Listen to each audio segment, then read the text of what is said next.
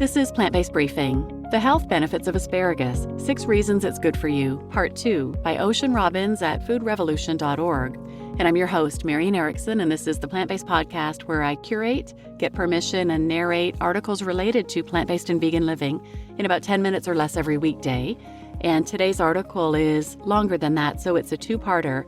I read part 1 yesterday, so go back and listen to that one first so that today's will make more sense. And now let's get to today's plant-based briefing.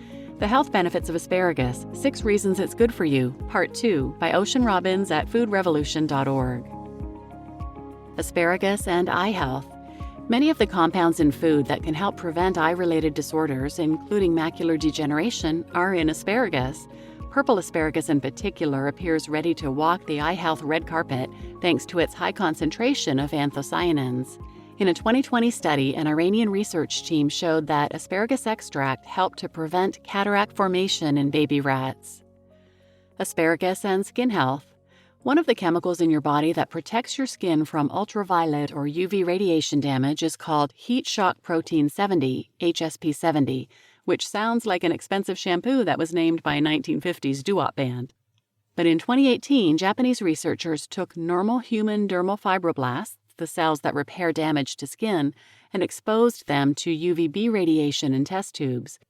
Researchers added asparagus stem extract to some tubes, while others served as controls. After 24 hours, the tubes with asparagus extract contained significantly more HSP70, suggesting that the vegetable was able to protect the fibroblasts from radiation damage.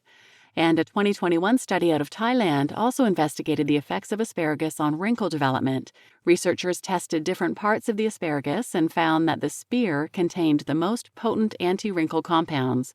They concluded that asparagus could be an effective natural ingredient in anti-wrinkle products. How to choose asparagus. Now that you're thoroughly impressed with the comprehensive medicine cabinet that is asparagus, I hope you're thinking about ways to incorporate this wonder veggie into your diet. The first step is knowing how to select the best tasting and most nutritious spears. You can buy fresh asparagus when in season, late spring through summer, at many grocery stores and farmers markets. It's one of the first spring vegetables to appear in many parts of the world. You can also grow it yourself with less effort than many other garden veggies. That's because asparagus is a perennial. Plant it once, and within 2 to 3 years, you'll have feathery tips popping out of the garden bed every spring. All you've got to do is care for the soil, weed out anything that isn't asparagus, water if needed, remember where you planted them so you don't rototill that bed by accident, and of course, harvest. Whether you purchase asparagus or grow it yourself, fresh green asparagus spears should be bright green and firm with tightly closed tips. The purple and green varieties should have vibrantly colored tips as well. You'll also want to avoid slimy or wilted stems. Give a little sniff, don't worry, no one's looking, to check that the stalks emit a clean, slightly sweet aroma, so unlike how they leave the body. How to store asparagus. Store your asparagus in the refrigerator until you're ready to prepare it. For maximal freshness, you'll want to keep the bottoms of the stems moist, and there are a couple of easy ways to do this depending on how much vertical space you have in your fridge. If there's room, you can stand the green, purple, or white spears upright in a container with an inch or 2 of water in the bottom. One trick for getting more headroom is to trim the bottom inch or so of the stems, which also makes it easier for the asparagus to absorb the water and stay fresh. Alternatively, wrap the bottom of the stems in a damp paper towel and put them in a zip-top produce bag. Don't wash asparagus until you're ready to use it because moisture will cause the tips to become mushy. In any case, try to use asparagus within a few days of purchase. Like many veggies, asparagus begins to lose nutrients as soon as it's harvested. If you have a bumper crop that you can't eat all at once, or you accidentally buy 20 bunches at the store, you can also freeze asparagus spears for later use. Blanch them in boiling water for a couple of minutes, then plunge them into ice water, dry them, and freeze them in airtight bags or containers. You can also pickle or can asparagus, but you will lose some nutritional value in the process. Now, ready for that collection of amazing asparagus recipes? Here's your link: How to Cook and Use Asparagus, 7 Simple and Tasty Recipe Ideas. Hooray for asparagus' health benefits! Asparagus may be a weird-looking vegetable that makes your pee smell funny, but it is so much more.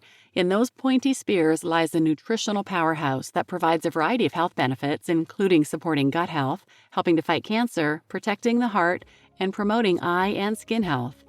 Asparagus is an excellent source of vitamins, minerals, and antioxidants, making it a valuable addition to any diet. And to get the most nutritional benefit, it's important to choose and store asparagus correctly. With its unique flavor and numerous health benefits, asparagus is a versatile vegetable that will add value and color to your spring and summer menus. You just listened to The Health Benefits of Asparagus, 6 Reasons It's Good For You, Part 2, by Ocean Robbins at foodrevolution.org.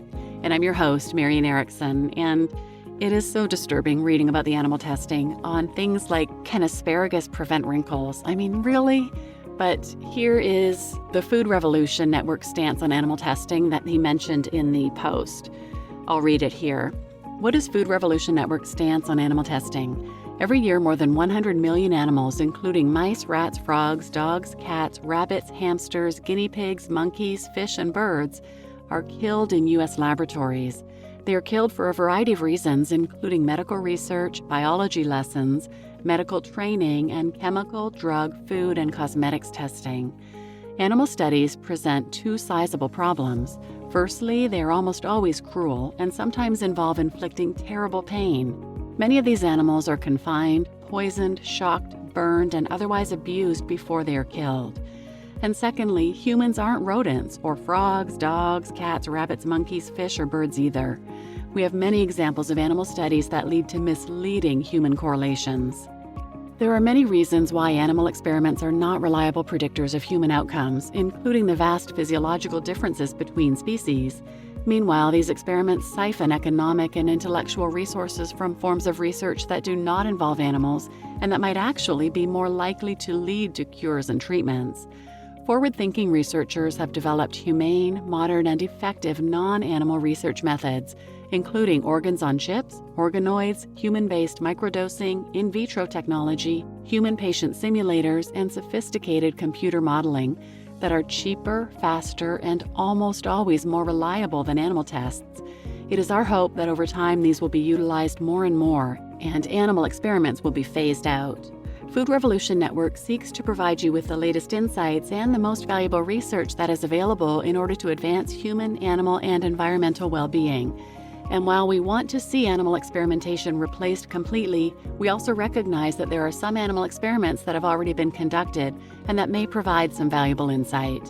We don't condone animal experimentation, but we believe that if a study sheds light on the health benefits of plant foods for humans, and it can help whole foods plant-based eaters to be healthier and more confident in their choices, then it is of greater benefit to animals and to the building of a healthier and more compassionate world to share it than to ignore what has already been done.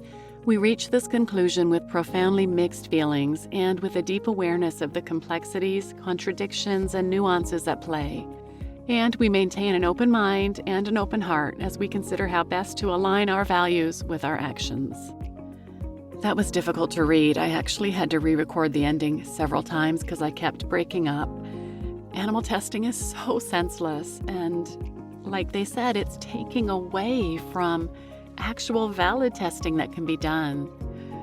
I've done a number of episodes on animal testing. You can search wherever you listen.